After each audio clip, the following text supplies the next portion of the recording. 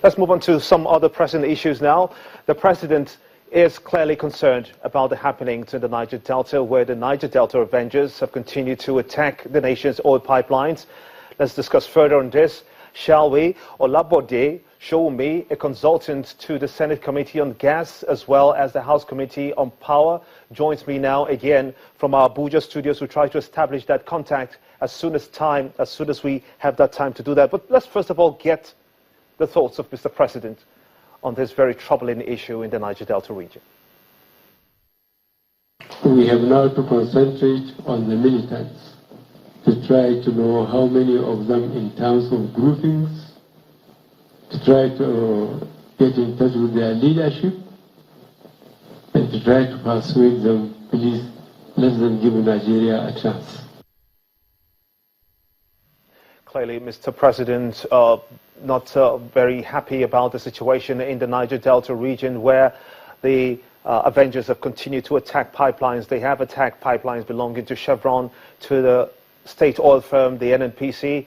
In the past few weeks, we've seen that attacks continue to come through, despite a call by the government to dialogue with them to try to find a lasting solution to the problems that are currently facing Nigeria, emanating from the Niger Delta region. Let's now go to Abuja, where I'm being joined on State of the Nation by Olabode Showumi. He is indeed a consultant to the Senate and, of course, the House of Assembly. I want to thank you so much indeed. What do you make of the body language of Mr. President? Well, good evening and thanks for having me. I think first and fundamentally, we need to look at the things for what they are. We are in strange times, and these are times that Nigerians have not experienced. But when you get to times that we've not experienced, it calls for actions and decisions that has not also been taken. Mr. President has indicated his desire to negotiate or have interactions with the people of the Niger Delta. And I think that is what he should do. More importantly, he needs to go beyond talk. It needs to be in terms of actions. A lot has been said about what represents what the people, the Avengers, represent in terms of the criminality of their actions and some of the things that are negative about it. Those things may be true, but the fact remains that as long as democracy remains government of the people, for the people and by the people, and as long as the bulk of the Niger Delta people support the actions of the people who are called Niger Delta Avengers, then it becomes a need for a political solution in resolving their issues. So to that extent, I think those who are advising the president have done right by advising him to interact with them. They have said they will interact with them. So what we want as Nigerians is a political solution that will resolve that and that will put Nigeria on a footing ready for action. That's on the one side. The economy right is past. We need to do it now. That pretty much is on the one side. At this point, though, what would you say the Niger Delta Avengers want, since they won't sit to dialogue with the government?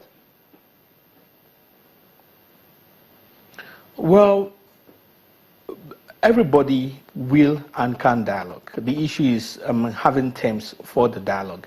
I do not represent them. I've not had contact with them. But from in terms of the body language and the speaking and the thinking, the general ethos that they seem to exude, they seem to have a preponderance of dissatisfaction. When people are dissatisfied, the very first thing is that you want to allow them to express in full terms their opinion, in which case we need to speak with the community leaders, they need to speak with their senators and the people that represent them who have access to them.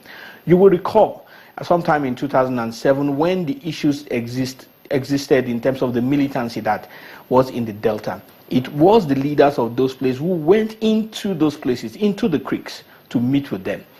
Something similar needs to happen. There are people within the Niger Delta who are in this government, who are even ministers. It becomes incumbent upon them to reach out to their people to determine what those people want beyond and above what they say they want, so that the real issues can be resolved. At the end of the day, every political agitation is political, and those agitations needs to be offered a political solution, and that, I believe, is the direction that the government needs to go. Show me, this certainly has a great negative impact on the economy. Who should the government be looking to talk to from the radical Avengers, or any group for that matter, or any person, if you could put it as that as well, as the second to last avenue to resolve this crisis? You know, contrary to popular perception, politics has always been the bedrock of economics. In fact, that great school in England is called the London School of Economics and Political Science. We more or less know it as London School of Economics, but the political science is at the back, because every political action or inaction has at the back of it an economic benefit or economic intention.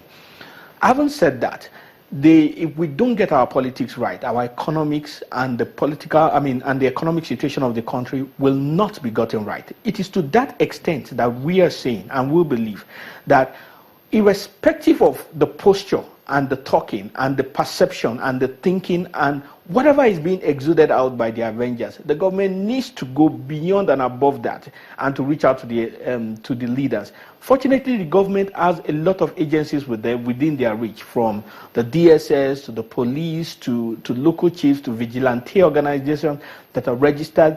They need to put the sum total of these organizations into a box, get a feedback from them, let them go as anchor points for the government, and ensure that the real thing issues come back to them. Is it easy to be done? No, but that is what needs to be done to get the economy on track. And it is when the economy is on track that the laudable achievement, the very promises that the government has made, can start to work. It is a responsibility and they need to do it. As a last resort, though, do you support the government going all out and taking this battle to the Avengers in the creeks?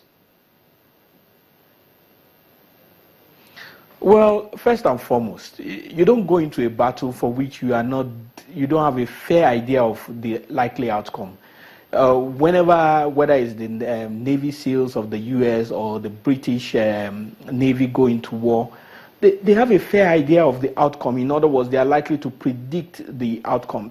If the government takes a battle to the Avengers in the creeks, it is not about the morality of it that is the issue now. It is the likelihood of victory. So if they go into a battle, which will be like the Vietnam War that the American government pursued, and they come out with a loss, then they will still come back to the same place that they started with.